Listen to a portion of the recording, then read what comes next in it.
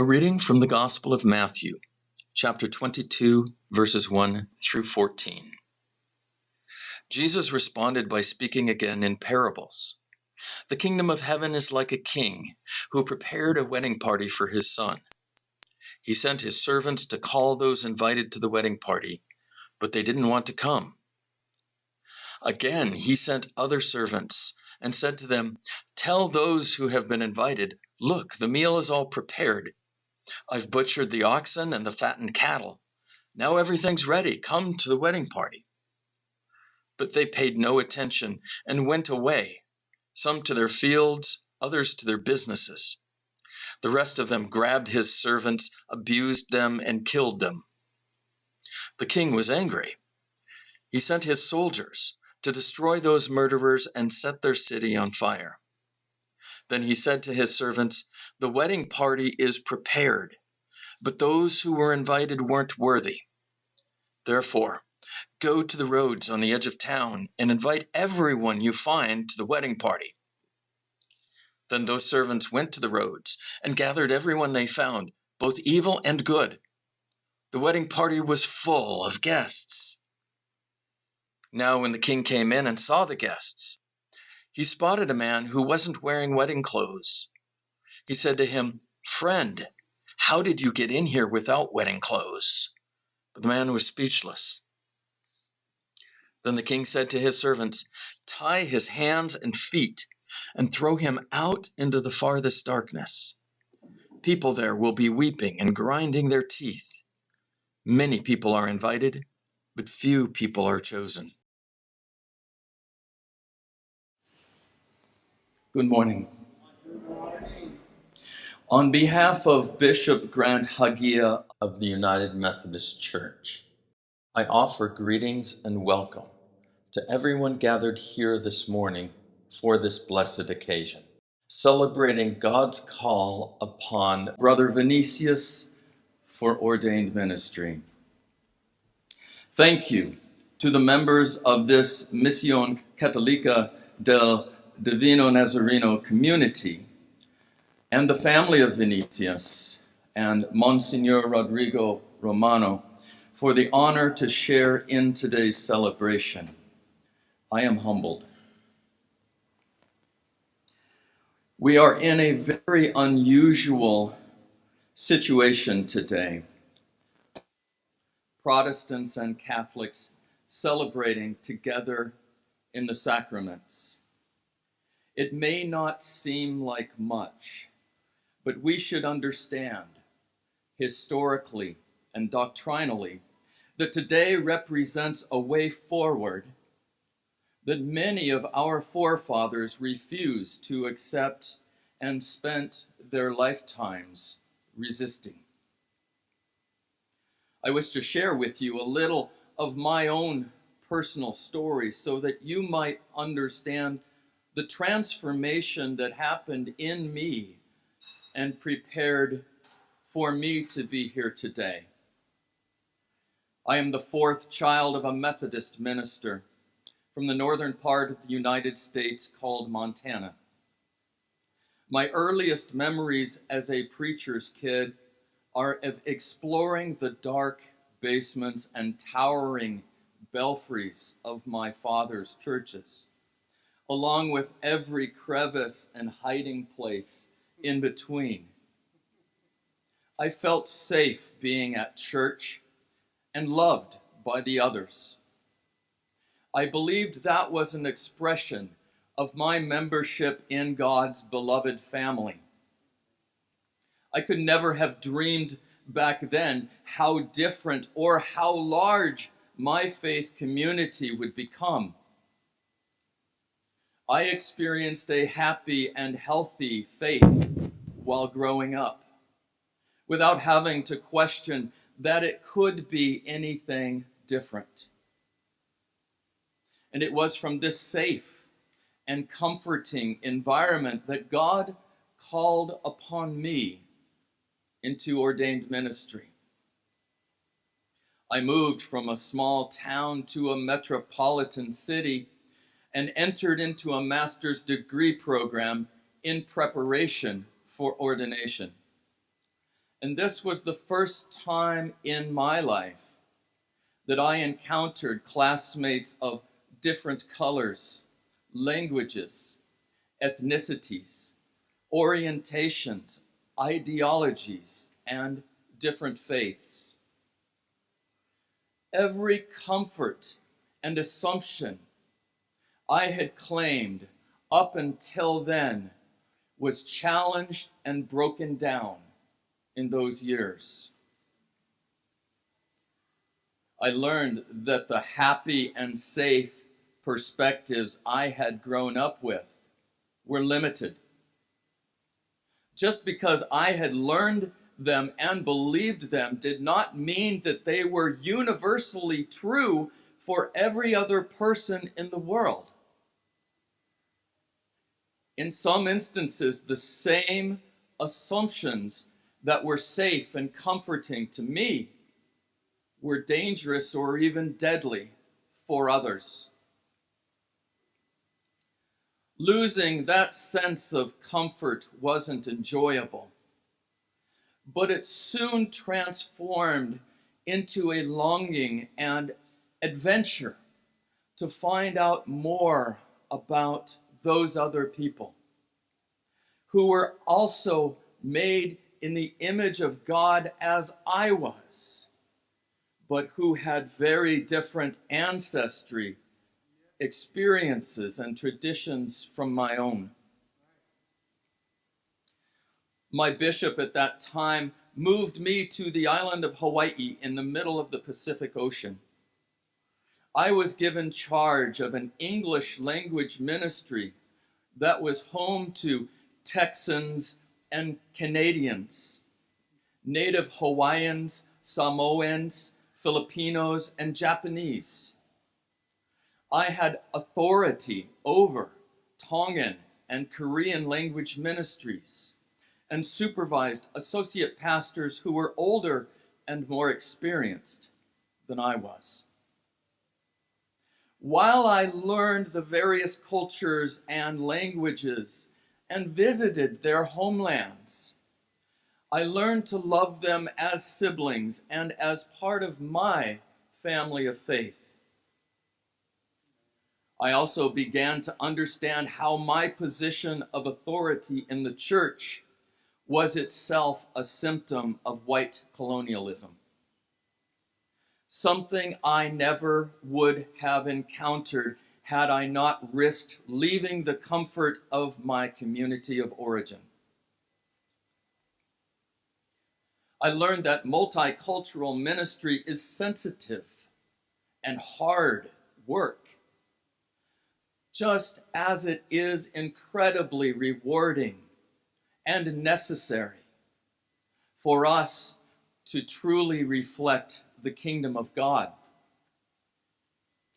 I would go on to serve churches large and small, more educated and less, richer and poorer, liberal and conservative, urban and rural, all before arriving at Grace Church here in Long Beach. Our Grace United Methodist congregation today is still small, much as I found it when I arrived a few years ago. There were a few things outside of Sunday worship, but not many. Aside from Sunday mornings, the property was strangely silent, and some of the people of authority even believed the church should be closed, should be shut down. At that moment, we did not possess the ability to save ourselves from what seemed as the worst possible outcome. The only available option was also the most scary. And that would be to admit that we couldn't do what we wanted to do. And instead, we had to throw open the doors and invite the outside community to come inside.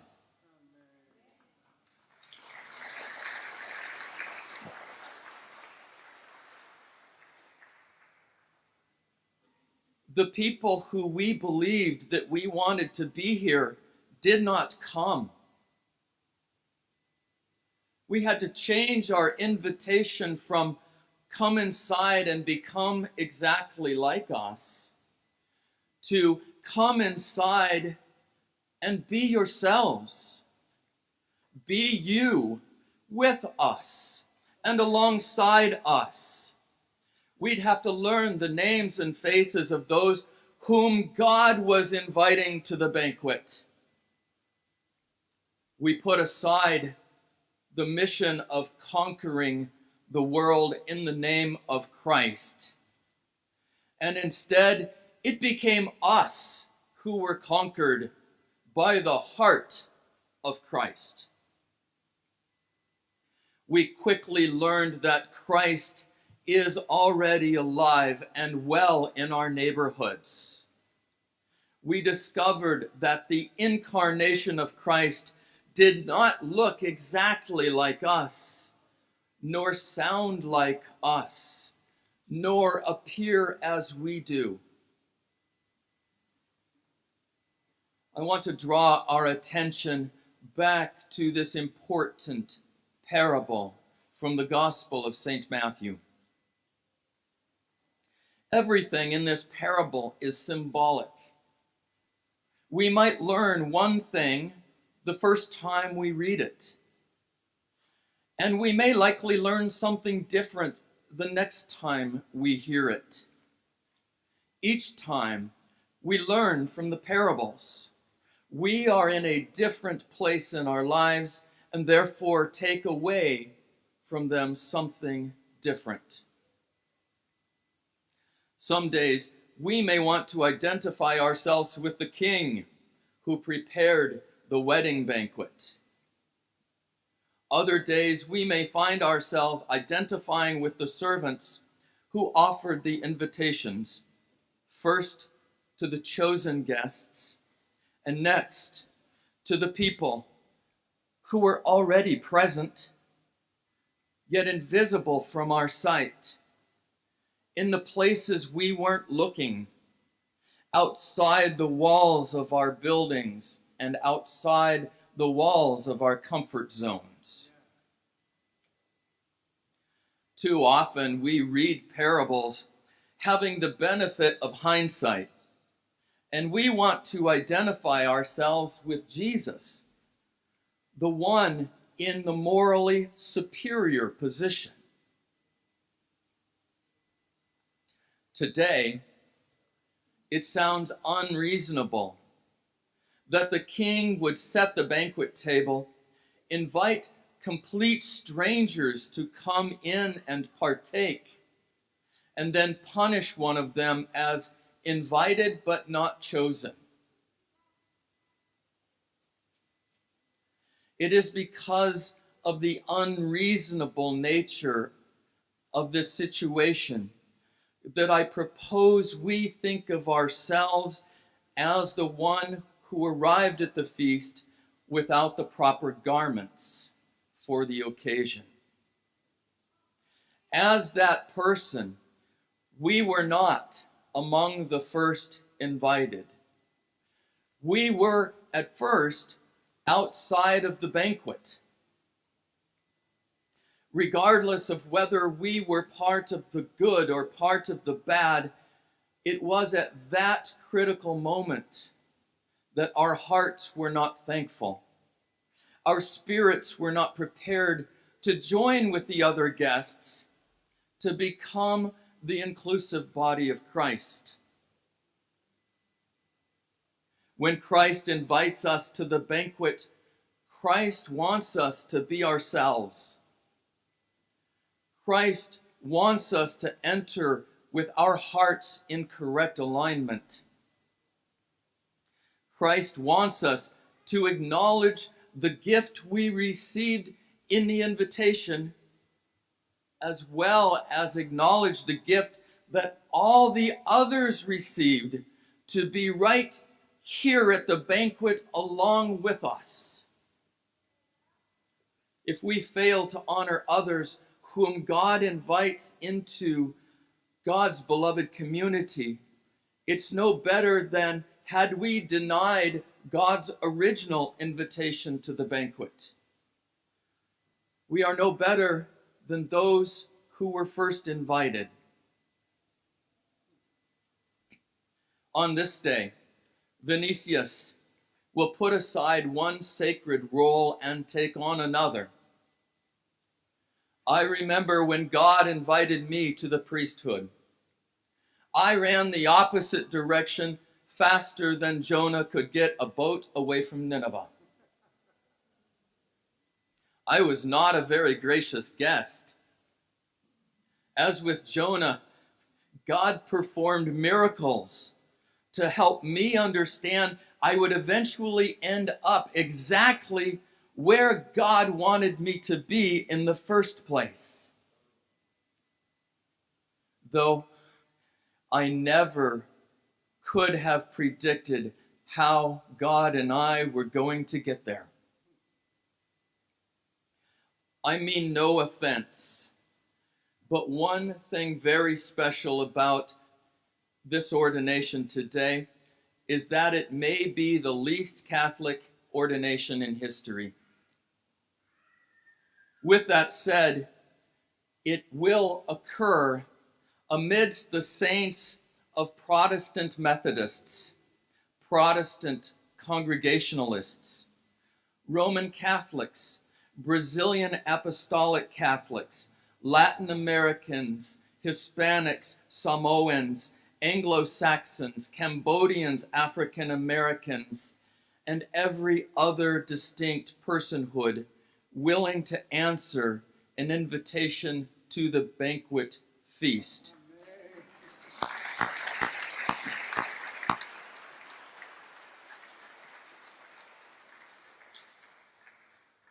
I apologize. What I will share now is not transcribed.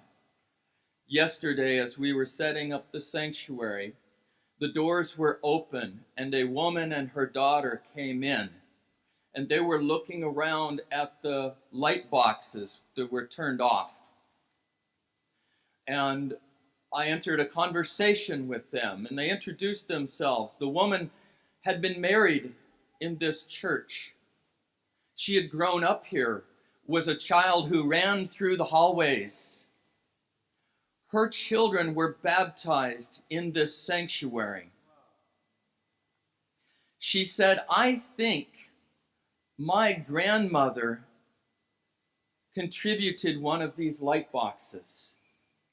And we looked around and turned the lights on, and the name Ted Devine showed up in the middle over there.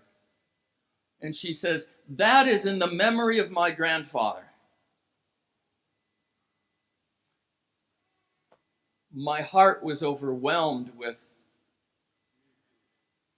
the power of Christ. We are here amidst the saints of our faith and our communities.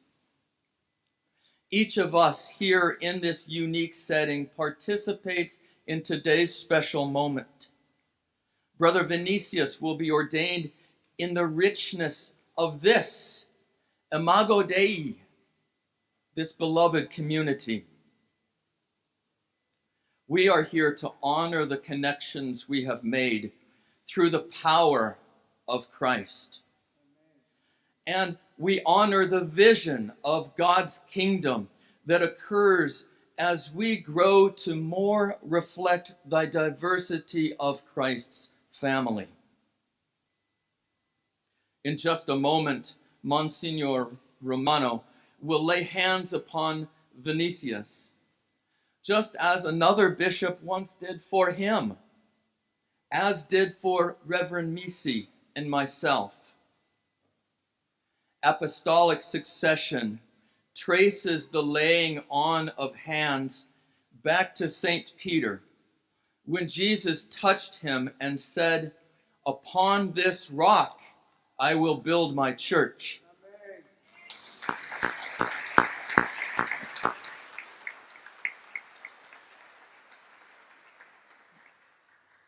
The power in this moment of touch is not one person's power passed to another. It is the power that has passed through centuries and been added to with each new generation.